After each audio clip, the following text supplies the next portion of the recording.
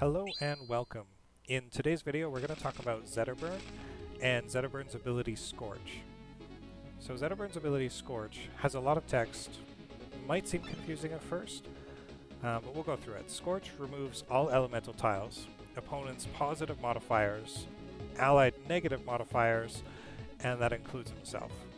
So what we'll do is we'll just get some cards on the board. We're not sure when he's going to play.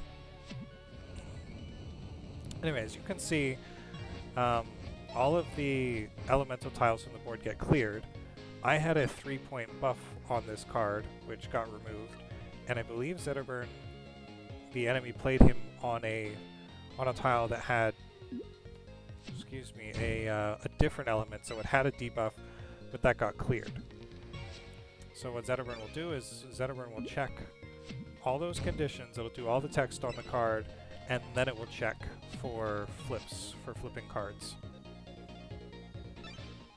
There weren't really many cards on the board at the time, so it's worth noting that when you play Zetterburn, all of your cards that have buffs, where the numbers are green, will be left alone. And all of the enemy's cards, where they have debuffs, like red numbers, those will be left alone as well.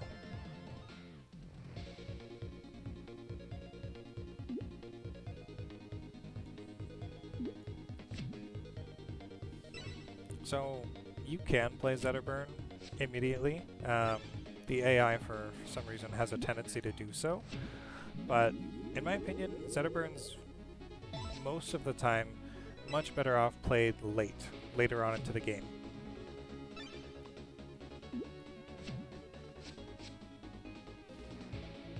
This is because later on in the game your opponents have probably played their strong cards, and they'll have some buffs where a lot of my opponent's cards have green numbers here. So when I play this, you'll notice this time around, now that there's more cards on the board, it will leave all of my buffs alone.